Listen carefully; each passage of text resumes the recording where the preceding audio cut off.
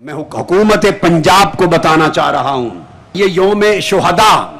انتہائی پرامن ہوگا، میں اس کی ضمانت دے رہا ہوں، اور پنجاب پولیس کو بھی بتا رہا ہوں، کان کھول کے سن لو۔ یوم شہداء میں شرکت کرنے والے قافلوں اور لوگوں کی آمد پر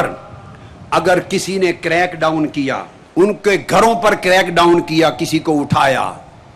ان پر زد و کوب کیا، کسی کو تشدد کیا، کسی کو آنے سے روکا، ان کے جمہوری حق کو ان سے چھیننے کی کوشش کی، جو شہیدوں کے چہلم کے موقع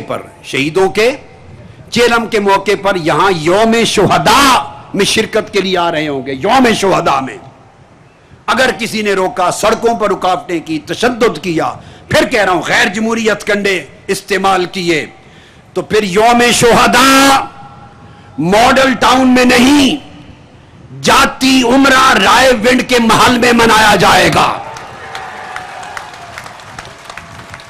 اگر تم نے ظلم کیا کارکنوں پر، عوام پر، شہریوں پر،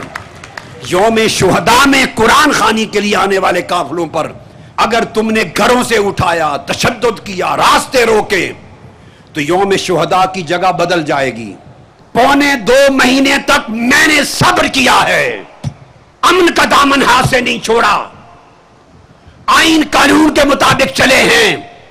ہماری امن پسندی کو ہماری کمزوری نہ سمجھنا، ہم تمہیں ایک ٹھوکر سے پاش کر سکتے ہیں اللہ کی مدد سے،